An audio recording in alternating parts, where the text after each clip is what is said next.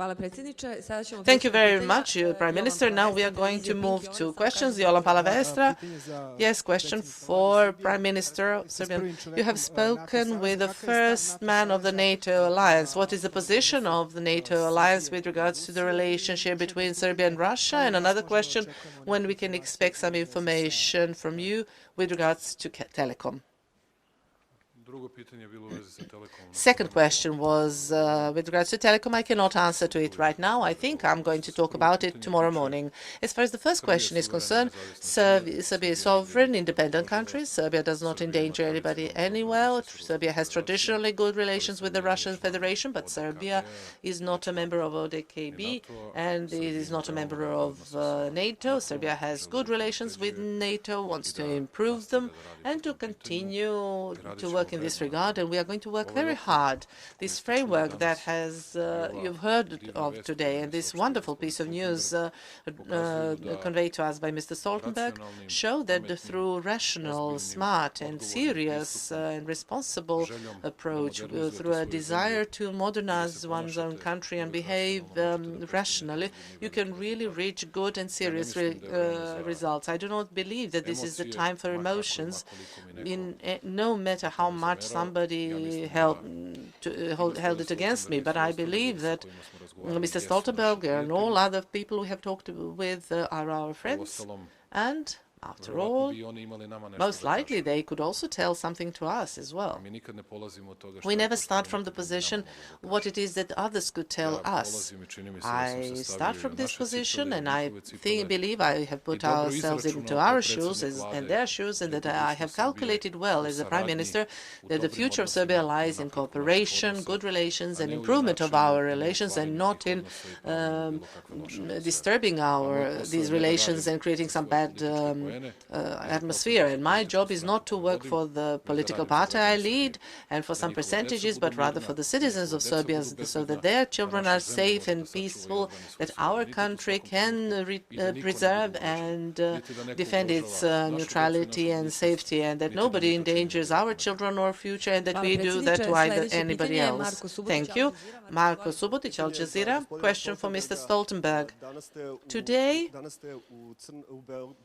you are in Belgrade, but it concerns Montenegro. Will Montenegro get an invitation for NATO? And how do you see the position of Russia? Duma is today supposed to take the decision opposing the NATO membership of Montenegro. Question for Mr. Vučić. You've said that the relations between Serbia and NATO are getting deeper. Could you imagine a year or two ago this close cooperation between Serbia and NATO, and what is the future in 5 or 10 years? First, on the question about Montenegro's aspirations to become a member of NATO, I think it's extremely important to underline that the aspirations of Montenegro to become a member of NATO is something which is up to Montenegro and NATO to decide. No one else has the right to intervene or try to interfere with that decision, because Montenegro is a sovereign, independent state, and every sovereign state has its right to decide its own path, including what kind of security arrangements it wants to be part of. And these are some fundamental principles which all countries in Europe, including Russia, has signed to, for instance, in the Helsinki Final Act. So I think we all should respect the decision by the government and the parliament of Montenegro to apply for membership, and then 28 NATO allies are going to decide whether Montenegro is going to be invited. We will make such a decision at our foreign ministerial meeting the 1st and the 2nd of December. So it's actually within a few days. NATO will decide on the question of inviting Montenegro to become a member. But the important thing is that no third country has any right to try to intervene into that process. And if any effect, Russian interference more likely will reinforce our interest to invite Montenegro to become a full member of the alliance. Let me also add that for NATO, it is a fundamental principle that we respect decisions by individual sovereign states, meaning that, for instance, if a nation decides to not apply for membership, we of course fully also accept that. So when Serbia has decided not to aspire for NATO membership, we fully accept that. We accept that Serbia has decided to be a neutral country. But there is no conflict or no contradiction between Serbia being a neutral country and developing a close and good relationship with NATO. Because NATO has an excellent relationship with Sweden, with Finland, with Austria, with Switzerland, and with other neutral countries in Europe. So I respect the decision by Serbia. No country has ever been forced into NATO. We respect that Serbia wants to stay a neutral country, but based on that, there is a huge potential for developing closer cooperation between Serbia and NATO, and I think we have made some important step forward on that path today.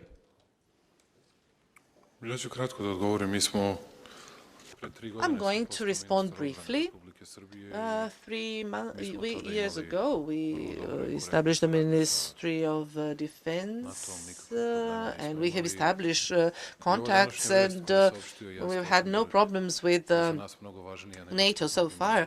And this piece of news shared with us by Mr. Stoltenberg is much more important than anybody would think at first glance. Whoever is dealing with the security of a country knows how important signal this is of mutual trust and mutual cooperation and development of a good, rational partnership. I believe that we are going to have more benefits in the future that are going to come from this cooperation, that NATO is going to benefit from that, and I believe that we mutually have much more work to do. I have just mentioned a few things that we want to do. This is the global or regional fight against terrorism. Second is the security in the region, and the third is migrant crisis, let alone these other important issues that we have tackled, and these are huge things, only these three.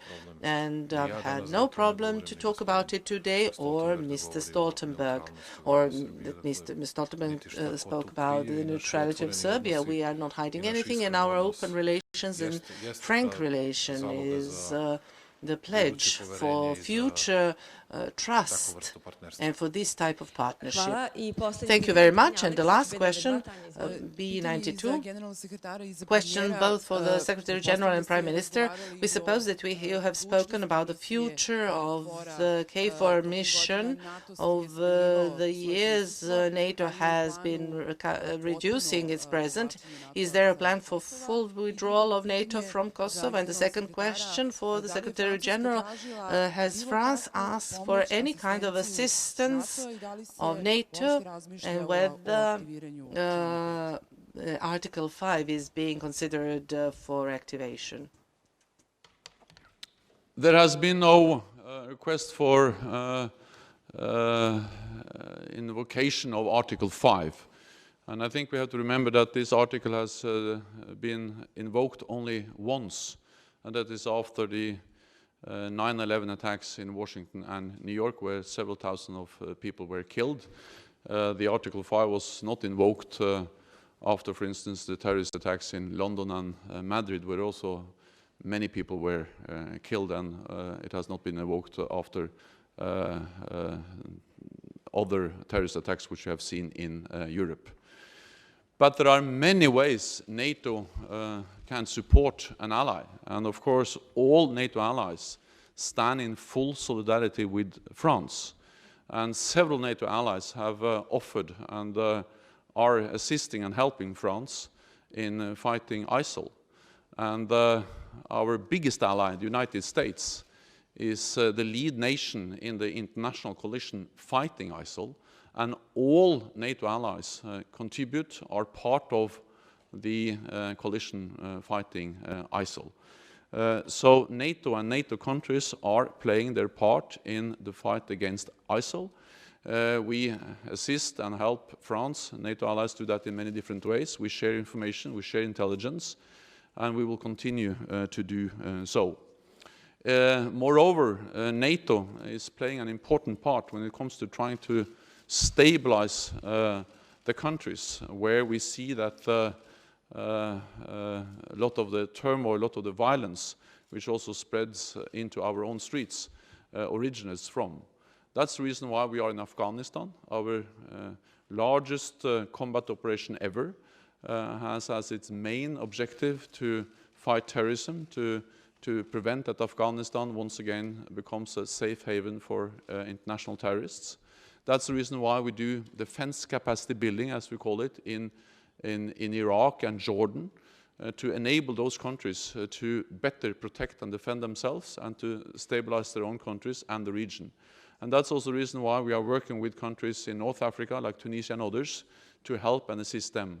Because we believe in the long run that the only way to stabilize those regions and to really fight the root causes of terrorism is to be able to enable countries in the region to fight terrorism and to stabilize the whole region. And we have to remember that this is not a fight between the West and the Muslim world. Actually, Muslims are on the front line fighting terrorism, and Muslims are the main victims of terrorism, and therefore we have to support them, help them in fighting criminals, extremists, terrorists, as we have seen in ISIL, and all NATO allies are doing that in different ways. Then we have received reports just recently about a new terrorist attack in Mali, and that just underlines the importance of fighting terrorism, fighting extremism, and fighting ISIL. And all NATO allies do that in different ways, and all NATO allies are part of the coalition fighting ISIL. And I think what we have seen recently just underlines the importance of doing that. Then briefly about KFOR. KFOR, NATO's presence in Kosovo, is our longest lasting military operation ever. And I think that shows strong commitment of NATO to the security, to the safety, to the stability of the whole region. And this is what we call a condition-based operation. So we will stay there based on the conditions. Of course, we are working towards a situation where KFOR is not longer needed, but we are also very clear on the message that we will not do anything which undermines the security and the stability. And we know that KFOR is very important for the stability and for the Belgrade-Pristina dialogue. Actually, the presence of KFOR has been key to facilitate and to provide the necessary guarantees for the Pristina-Belgrade dialogue.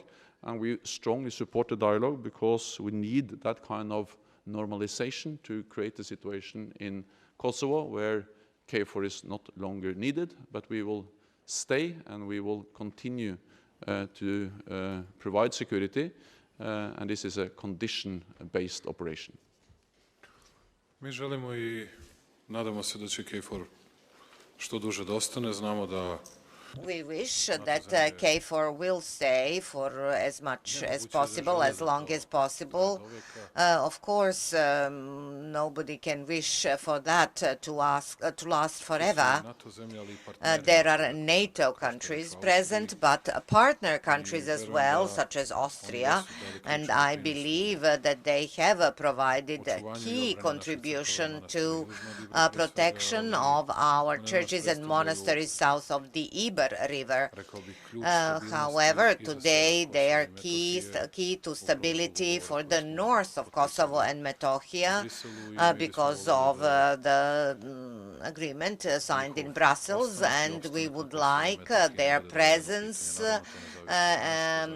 in Metohija, Kosovo and Metohija, not to be jeopardized. And of course, it does not depend on us, on our decision, but as far as we can plea or say or insist. We do that because security of our people in Kosovo and Metohija is of primary importance.